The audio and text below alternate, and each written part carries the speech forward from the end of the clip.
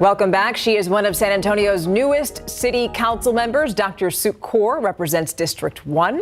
And she joins us live in the studio to answer many of your questions and, of course, our questions about what she wants to do for the city of San Antonio and, of course, District 1. Okay, when you talk about District 1, one of the biggest issues facing that district that we've been hearing about for a long time is construction. The St. Mary's Strip, a lot of business owners say that they have been hurt by delays in construction. How are you going to help them? How can you help them, I should say?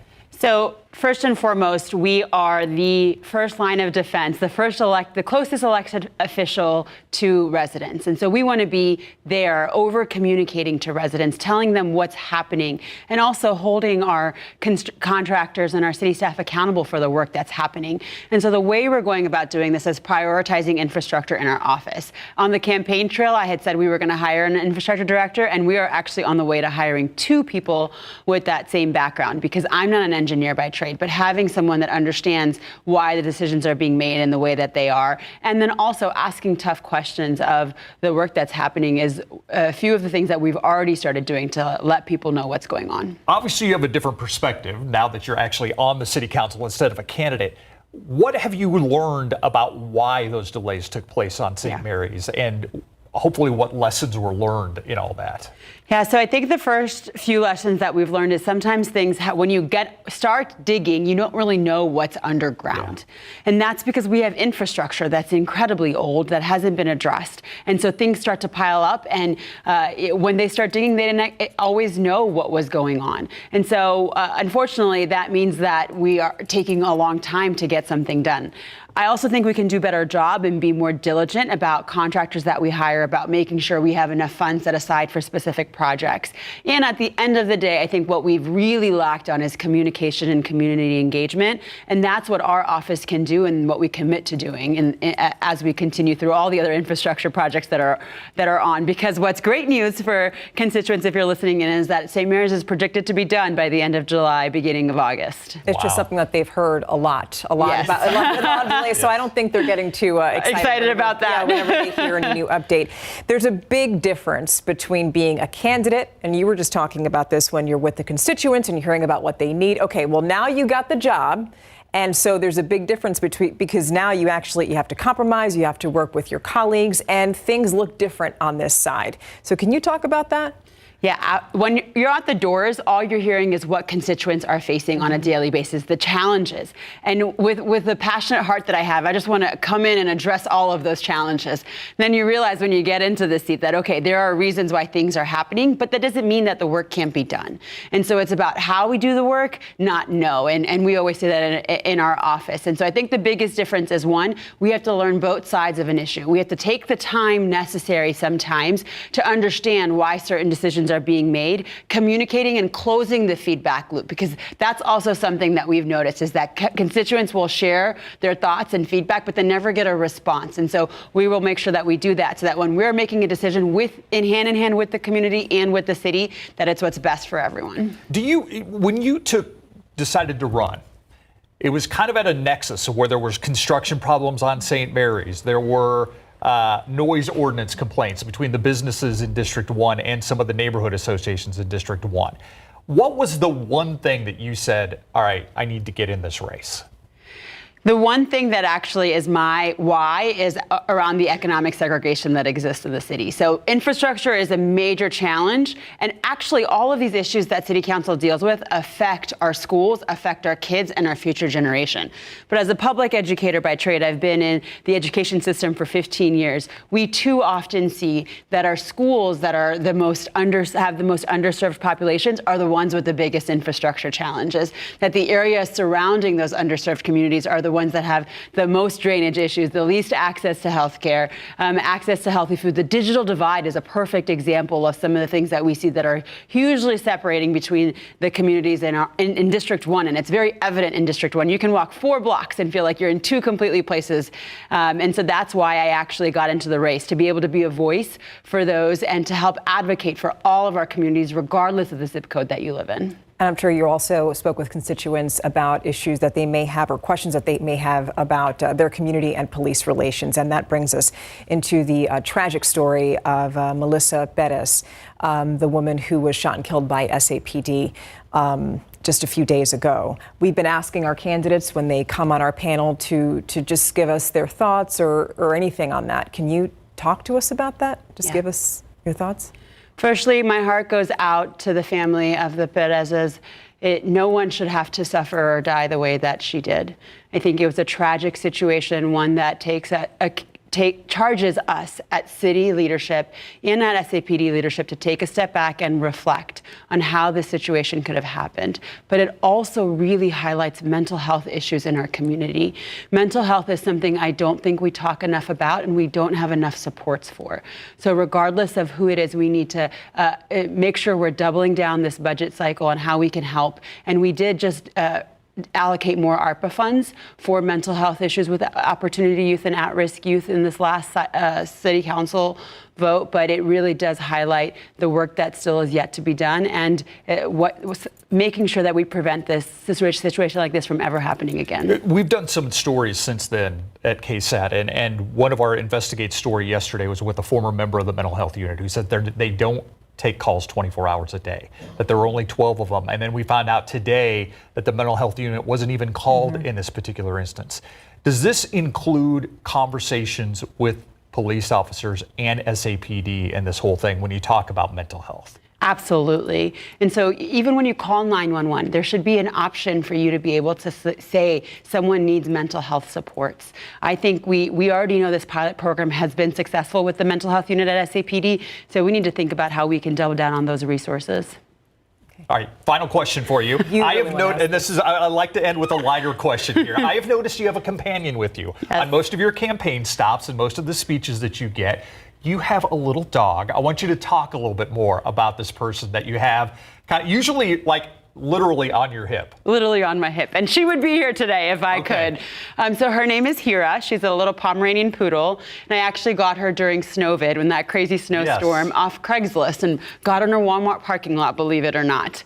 And I am a big believer that all of us need emotional support in some way or the other. And just like you have family, she is my family. And so that's why she goes with me everywhere. And I encourage, and this is another reason why we really want to make sure we're advocating for ACS services, because dogs are our families, and anyone who is a true dog lover will know that. And so she's my family. Is she going to be with you during the council meetings? I have said she will be at City Hall, so she's been allowed to be in my office. She'll be around. She'll be in my office, looking from afar, sending me good vibes, telling me how to vote. And if I had any question if you were a dog lover or not, when I asked that question about your dog, I could see your eyes light up. So I'm glad we brought her up. I'd like to end with, I was at Centro this morning and listening to Matt Brown's speech going away, and he talked about love and compassion. And if this world had more love and compassion, we'd be a much better place. So I hope to bring that to council, and Hira will too. Yeah. Dr. Love your time. Thank you so much for being with us today. Thank you. Thank you. We'll be right back. Tonight, OSHA investigating what happened before a truck driver was killed when several marble slabs fell on top of him. It happened about 10 a.m. on Tacoma Drive near Highway 281. Police say the driver worked for Unison Transport. He was by himself when the incident happened. His name has not been released. Now tonight, we now know that the mental health unit was not called the night that Melissa Bettis was shot.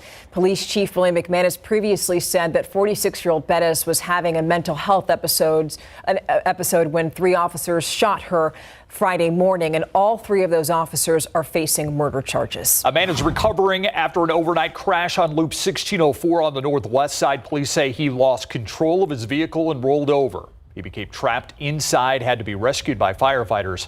He was taken to the hospital in critical condition. No other vehicles were involved. Now, today was day 2 in the trial of a man accused of killing his aunt back in 2019. This morning, jurors saw Michael Phipps's interrogation video where he claimed the shooting was in self-defense. Deliberations could begin tomorrow morning, and that is your 60-second recap. Take a live look outside right now, 100 degrees as we look at the airport. We're going to talk dust. Is that right? Yeah, we are. We'll be talking dust in a little bit. We don't sploot. Of course, more splooting. Tis the season to sploot. And we are going to have more splooting. Maybe we'll talk about dusty sploots. Dusty sploots. That sounds like something very different. I'm going to leave that with you. The dust, tropical update, and more splooting coming right up. Animals splooting. If you don't know what that is, you'll find out soon. We'll see you in a bit, okay? Stick around. Welcome back. So you look outside today, you look up at the sky, nice, clear, blue. That's going to change. Yeah, Adam. Yeah, we'll actually have some extra clouds in the sky, too, as we get into the upcoming weekend and next week. A little more variety out there. And the African dust is going to get closer to us in the days ahead. Let's take a look at the Saharan air layer, as it's technically called. And that dust, as it typically travels our way in the trade winds over the summertime, it can overspread Texas, typically July, August timeframe. And it does look like part of this plume, notice as we go through the weekend and into next week, will work its way into the Gulf of Mexico. And we may see just a little bit of it by this time next week or shortly thereafter. So that's where the Saharan air layer is, the African dust. As for the tropics and any tropical activity, all we have to monitor is this little area, this cluster of storms south of Bermuda that has a 20% chance of developing into a tropical cyclone, and that would be heading northward away from pretty much anybody but Bermuda. As for our weather pattern, we have two dips in the upper level flow that providing rain, New England and Pacific Northwest. Here, of course, we have the heat high overhead, and it's pressing down on us, and it's centered right overhead, so we can't even make clouds in the afternoon. And it's pushing down on us, warming us up. That compresses the air and warms us up. Also, these winds follow the jet stream right there, and we're on the warm side of the jet stream. That's going to be the case, but the upper level high is going to break down. The jet stream is going to weaken quite a bit. The upper level high, the heat high, moves out of here. And I do think we'll have a very subtle upper level circulation with a little bit of energy by early next week. So we do have some rain chances back in the forecast. As that upper high moves out and it weakens, our temperatures are alleviated a little bit and rain chances come back into the picture. We're talking only 10% on Sunday. Monday through Wednesday of next week, a 20% chance. So nothing to get too excited about, but at least there's some hope and there's a bit of a chance for some of those pop-up afternoon and early evening showers and storms, especially starting Monday. Limited coverage, but cross your fingers for your neighborhood. And it's one of those situations that could very easily change between now and then. So check back in for updates in the days ahead.